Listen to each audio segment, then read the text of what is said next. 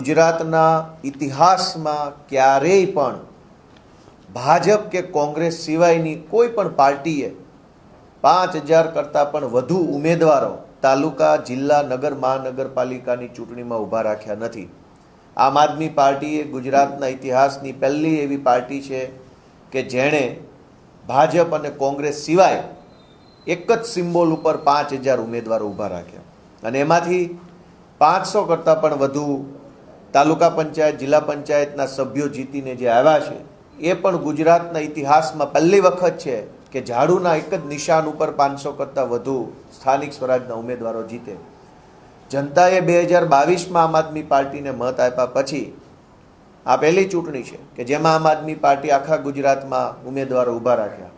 22માં પણ જનતાએ આશીર્વાદ આપ્યા અને 26માં પણ જનતાએ આશીર્વાદ આપ્યા. એ બતાવે છે કે આમ આદમી પાર્ટીનો જનાધાર દિવસે ને દિવસે મજબૂત બનતો રહ્યો છે, મોટો બનતો રહ્યો છે. અને એટલે જનતાની આશા, જનતાનો વિશ્વાસ અને જનતા જે ઈચ્છે છે એ કામ, એ લક્ષ્ય પૂરું કરવા માટે થઈ અને આમ આદમી પાર્ટીની એક મંથન મિટિંગ મળી હતી, સમીક્ષા બેઠક મળી હતી. એમાં પ્રદેશભરના અમારા હોદ્દેદારો આવ્યા હતા અને આખા દિવસની મનોમંથન મિટિંગ થયા બાદ પ્રદેશ કક્ષાના સૌ આગેવાનો ભેગા મળી અને મિશન 2027 કે કેવી રીતે 2027માં આમ આદમી પાર્ટીની સરકાર બનાવવાનું લક્ષ્ય મેળવી શકાય એ માટે થઈ અને માનનીય ગોપાલ રાય સાહેબના માર્ગદર્શન હેઠળ, માનનીય ઈશુદાનભાઈ ગઢવી અને માનનીય મનોજભાઈ સોરઠિયાના નેતૃત્વ હેઠળ એક નવી સંગઠનની ટીમ રચવામાં આવી છે. માનનીય ઈશુદાનભાઈ ગઢવીના નેતૃત્વમાં મિશન 2027ની તૈયારીઓ કરવા માટે થઈ અને પ્રદેશ માળખાની અંદર અમારા આમ આદમી પાર્ટીના મજબૂત યોદ્ધાઓને નવી જવાબદારી સોંપવામાં આવી રહી છે. અને એમાં પ્રદેશ કક્ષાએ ઉપપ્રમુખ તરીકે અનેક સાથીઓને જવાબદારી સોંપવામાં આવી છે. આ ઉપપ્રમુખશ્રીઓ પોતાની જવાબદારીના ભાગરૂપે ગુજરાતના અલગ અલગ વિસ્તારોમાં જઈને જનતાના મુદ્દા ઉઠાવવાનું કામ, સંગઠનની દેખભાળ કરવાનું કામ, સંકલન કરવાનું કામ, જનતા સુધી આમ આદમી પાર્ટીનો સંદેશ પહોંચાડવાનું કામ કરવાની જવાબદારી સોંપવામાં આવી છે. ત્યારે પ્રદેશ ઉપપ્રમુખ તરીકે અમારા આમ આદમી પાર્ટીના બહુ જૂના સાથી ડૉક્ટર જ્વેલબેન વસરાને પ્રદેશ ઉપાધ્યક્ષની જવાબદારી સોંપી છે. જ્વેલબેન 3 વખત આંતરરાષ્ટ્રીય સ્તર ઉપર સ્પોર્ટ્સમાં ભાગ લઈ ચૂક્યા છે. પોતે ટેનિસ ફેડરેશનના પ્રમુખ છે ભારતની અંદર. તેઓ PhD કરેલું છે મનોવિજ્ઞાનની અંદર અને આમ આદમી પાર્ટીના ખૂબ જૂના સાથી છે. હમણાં સુધી એ કાર્યકારી અધ્યક્ષની જવાબદારી નિભાવતા હતા.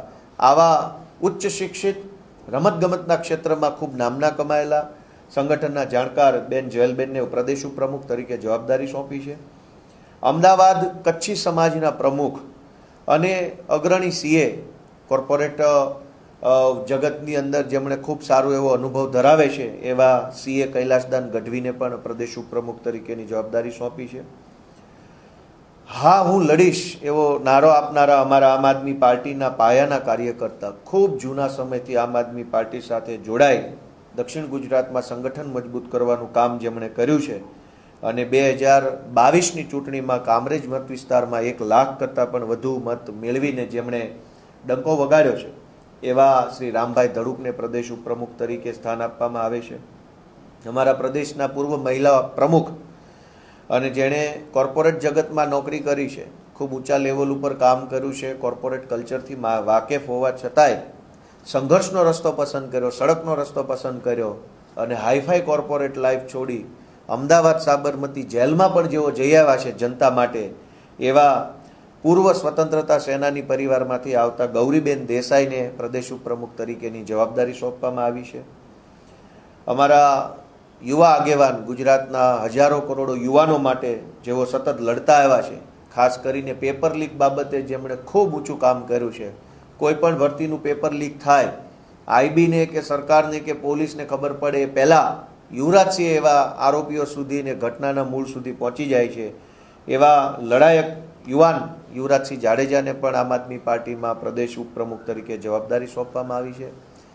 આમ આદમી પાર્ટીને છેવાડાની બોર્ડર, રાજસ્થાન બોર્ડર ઉપર આમ આદમી પાર્ટીની તાલુકા પંચાયત બની પોશીના, ખેડબ્રહ્મા, આ મત વિસ્તારની અંદર પણ છેક એકદમ અંતરિયાળ વિસ્તારમાં આમ આદમી પાર્ટીનો ઝંડો બુલંદ કરનારા આદિવાસી સમાજના આગેવાન બિપિનભાઈ ગામેતી, એમને પણ પ્રદેશમાં ઉપપ્રમુખ તરીકે જવાબદારી સોંપવામાં આવી છે.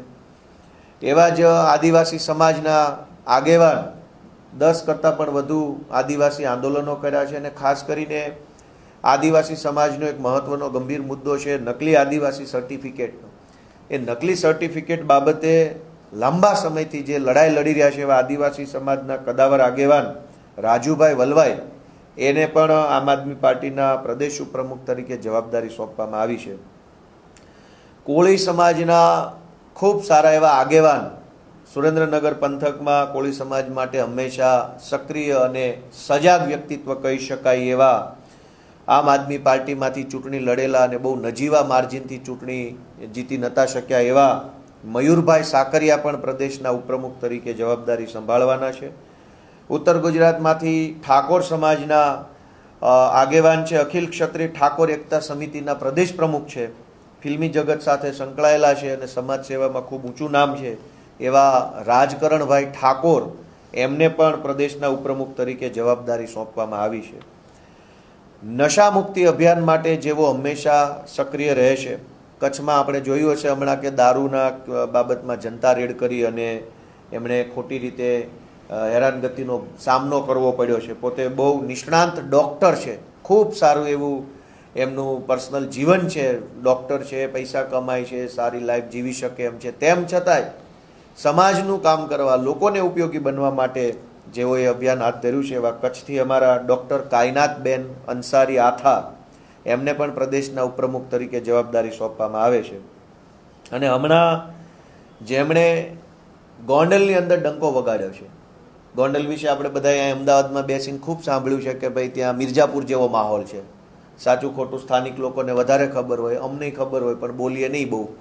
પણ ગોંડલ કે જ્યાં ડરનો માહોલ છે, ભયનો માહોલ છે, અને આપણે જોયું છે ઉપરા ઉપરી અનેક ઘટનાઓ ગોંડલમાં બની, હત્યાની, અપહરણની, લૂંટની, અને બધી જ ઘટનાઓ છેલ્લે દબાવી દેવામાં આવી. એવા ગોંડલમાં હિંમતથી જે અમારી રાણી લક્ષ્મીબાઈની જેમ લડાઈ લડે છે અને જેણે આંતરરાષ્ટ્રીય કુર્મી સેનાના ગુજરાત પ્રમુખ તરીકે જવાબદારી સંભાળી છે, હ્યુમન રાઇટના પ્રદેશ અધ્યક્ષ તરીકે જવાબદારી સંભાળી છે, અને ગોંડલમાં હમણાં જિલ્લા પંચાયતની 1 સીટ અને તાલુકા પંચાયતની અનેક સીટો જીતાડવા માટે જેમણે યોગદાન આપ્યું છે એવા જિગીશાબેન પટેલને પણ પ્રદેશના ઉપપ્રમુખ તરીકે જવાબદારી સોંપવામાં આવે છે. અને એવા જ એક દલિત સમાજના આગેવાન, નિવૃત્ત પોલીસ અધિકારી છે, રાષ્ટ્રપતિ એવોર્ડ આપેલો છે, ભારતના રાષ્ટ્રપતિએ જેને સારી કામગીરી માટે સન્માનિત કર્યા છે. 8 જેટલા બાંગ્લાદેશી અને 1 પાકિસ્તાની વ્યક્તિને ભારતમાંથી પકડી અને ડિપોર્ટ કરાવવામાં જેણે ખૂબ સારી ભૂમિકા ભજવી છે એવા પોલીસ અધિકારી જયંતિભાઈ પ્રણામી, તેઓ આપણે અરવલ્લી સાબરકાંઠા તરફના વતની છે, એમને પણ પ્રદેશના ઉપપ્રમુખ તરીકે જવાબદારી સોંપવામાં આવે છે. તો ઈશુદાનભાઈ ગઢવીના નેતૃત્વમાં અને મનોજભાઈ સોરઠિયાના માર્ગદર્શન હેઠળ આ સંગઠનની નવી ટીમમાં જેમને ઉપપ્રમુખ તરીકે જવાબદારી મળી છે એમને હું ખૂબ ખૂબ શુભેચ્છાઓ પાઠવું છું.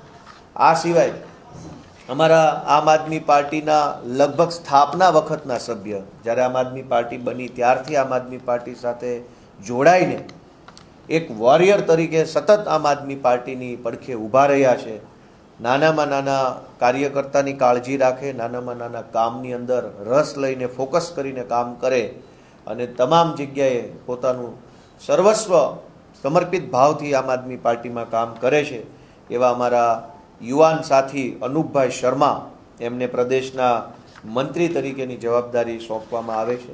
આ સિવાય આમ આદમી પાર્ટીના જે મોરચો છે, અલગ અલગ મોરચાઓ છે, એની અંદર પણ અમારા સાથીઓની નિમણૂક કરવામાં આવી છે. પ્રદેશના મહિલા મોરચાના અધ્યક્ષ તરીકે અમારા આમ આદમી પાર્ટીના સૌથી લોકપ્રિય મહિલા નેતા, જેમણે સુરત મહાનગરપાલિકામાં વિરોધ પક્ષના નેતા તરીકે પણ જવાબદારી સંભાળી છે, ખૂબ સરસ આક્રમક એમની લડાઈ છે, જનતા માટે હંમેશા તેઓ લડતા આવ્યા છે એવા પાયલબેન સાકરિયાને પ્રદેશ મહિલા મોરચાના પ્રમુખ તરીકે જવાબદારી સોંપી છે. અને અમારા સદાબહાર લોકપ્રિય, હંમેશા યુવાનો જેની વાત સાંભળવા માટે આતુર હોય એવા કોળી સમાજના આગેવાન અને આમ તો ફિલ્મી દુનિયામાં પણ કામ કરે છે એવા બ્રિજરાજભાઈ સોલંકી, એને યુવા મોરચાના પ્રમુખ તરીકે જવાબદારી સોંપવામાં આવી છે. અશાપ આમ આદમી પાર્ટીની છાત્ર વિંગ વિદ્યાર્થી મોરચો જે છે એના પ્રદેશના પ્રમુખ તરીકે ભાઈ શ્રી ધાર્મિકભાઈ માથુકિયાને જવાબદારી સોંપવામાં આવી છે. અને ત્યાર પછી બહુ જ મહત્ત્વની જવાબદારી સંગઠનની પણ છે. અને આ વખતે ગુજરાતમાં 14 જેટલા ઝોનની અંદર સંગઠનને ગોઠવવામાં આવ્યું છે. 14 અલગ અલગ પ્રકારના ઝોન સંગઠનની દ્રષ્ટિએ પાડવામાં આવ્યા છે. અને 14 ઝોનની અંદર અમારા ખૂબ જ અનુભવી, આવડતવાળા, સંયમી, રાજનીતિમાં જેની અંદર કોઠાસૂઝ હોય એવા મહત્ત્વના અમારા સાથીઓ છે. અને સંગઠન મંત્રી, પ્રદેશના સંગઠન મંત્રી તરીકે જવાબદારી સોંપી છે. અમારા આમ આદમી પાર્ટીના ખૂબ જ સૌને ગમતા એવા મીડિયા સંકલનનું કામ સંભાળતા અને પ્રદેશના મુખ્ય પ્રવક્તા ડૉક્ટર કરણ બારોટ, એણે જે રીતે સારી કામગીરી કરી છે આમ આદમી પાર્ટીમાં, જે કામ સોંપ્યું હોય એ કામ સવાયું વધારે કામ કરીને આવે એવી એની આવડતને ધ્યાને લેતા આમ આદમી પાર્ટી દ્વારા એમને પ્રદેશના સંગઠન મંત્રી તરીકે હવે સંગઠનની જવાબદારી ડૉક્ટર કરણ બારોટને સોંપવામાં આવી છે. તેઓ અમદાવાદ પૂર્વ અને અમદાવાદ પશ્ચિમ લોકસભાના સંગઠનની જવાબદારી સંભાળવાના છે. જેઓ 3 પેઢીથી રાજનીતિમાં છે અને અમારા સુરેન્દ્રનગરના આગેવાન છે, એમના દાદાજી નહેરુ સાહેબ સાથે એ વખતની સરકારોમાં કામ કરતા હતા. એમના પિતાજી સરકારમાં મંત્રી હતા, એ પોતે નગરપાલિકાના પ્રમુખ રહી ચૂક્યા છે. એવા 3 પેઢીથી રાજનીતિનો જે અનુભવ ધરાવે છે એવા સુરેન્દ્રનગરથી અમારા વિક્રમભાઈ દવે, એમને પણ પ્રદેશ સંગઠન મંત્રી તરીકે ગાંધીનગર અને સુરેન્દ્રનગર લોકસભાના સંગઠનની જવાબદારી સોંપી છે. અમારા ક્ષત્રિય સમાજના આગેવાન અને ખૂબ સરસ રીતે જેણે આણંદ અને ખેડા પંથકની અંદર આમ આદમી પાર્ટીને મજબૂત બનાવવાનું કામ હાથ ધર્યું છે એવા લડાયક નેતા, કરણી સેનામાં પણ જેઓ પોતાની જવાબદારી બજાવી રહ્યા છે એવા સંજયસિંહ રાજ, એમને આણંદ અને ખેડા લોકસભાની સંગઠનની જવાબદારી સંગઠન મંત્રી તરીકે સોંપી છે. સુરતની અંદર કોર્પોરેટર તરીકે જેમણે 5 વર્ષ ખૂબ શ્રેષ્ઠ કામ કર્યું છે અને જનતાની અંદર પોતાની છબી એક ઊભી કરી છે એવા મહેશભાઈ અણઘણને વડોદરા લોકસભાનું સંગઠનનું કામ સોંપી અને સંગઠન મંત્રી પ્રદેશ તરીકે જવાબદારી સોંપી છે. આદિવાસી સમાજના આગેવાન અને સરપંચ એસોસિએશનના પ્રમુખ તરીકે જેઓ જવાબદારી સંભાળી ચૂક્યા છે એવા નિરંજનભાઈ વસાવા, એમને પ્રદેશ સંગઠન મંત્રી તરીકે છોટાઉદેપુર અને ભરૂચ લોકસભાની જવાબદારી સોંપી છે. એવા જ અમારા SBI બેંકના પૂર્વ મેનેજર, ખૂબ ઉચ્ચ શિક્ષિત અને ખૂબ સંઘર્ષશીલ પરિવારમાંથી આવતા આદિવાસી સમાજના આગેવાન ભાઈ શ્રી બાબુભાઈ ડામોરને દાહોદ અને પંચમહાલ લોકસભાના સંગઠનની જવાબદારી સોંપવામાં આવી છે. અને એવા જ અમારા ક્ષત્રિય ઠાકોર સમાજના આગેવાન પાટણથી પ્રભાતસિંહ સોલંકી, એમને બનાસકાંઠા અને પાટણની જવાબદારી સોંપવામાં આવે છે. પ્રભાતસિંહ સોલંકી ક્ષત્રિય ઠાકોર સમાજ માટે ખૂબ જ સક્રિય વ્યક્તિ છે, ખૂબ સમાજ માટે કામ કરે છે, મહેનત કરે છે, સમાજનું જાગૃતિ કરવાનું કામ કરે છે. એવા પ્રભાતસિંહ સોલંકીને પ્રદેશ સંગઠન મંત્રી તરીકે જવાબદારી સોંપી છે.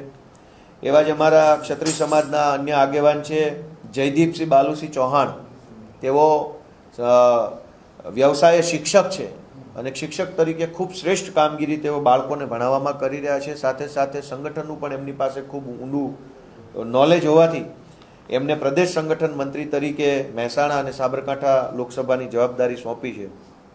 ત્યારબાદ સુરત મહાનગરપાલિકાના વિપક્ષના પૂર્વ નેતા અને હાલમાં જેઓ સુરતમાં કોર્પોરેશનની ચૂંટણી જીત્યા છે અને અમારા આમ આદમી પાર્ટીના ખૂબ જૂના સાથી છે એવા ધર્મેશભાઈ ભંડેરીને આમ આદમી પાર્ટીના પ્રદેશ સંગઠન મંત્રી તરીકે નવસારી અને સુરતની જવાબદારી સોંપવામાં આવે છે. અમારા આદિવાસી એકતા પરિષદની અંદર જેમણે ખૂબ સારી જવાબદારી નિભાવી છે અને આદિવાસી સમાજ માટે હંમેશા જેઓ સજાગ બની અને લડતા આવ્યા છે એવા કમલેશભાઈ પટેલને બારડોલી અને વલસાડ લોકસભાની સંગઠનની જવાબદારી સોંપવામાં આવે છે.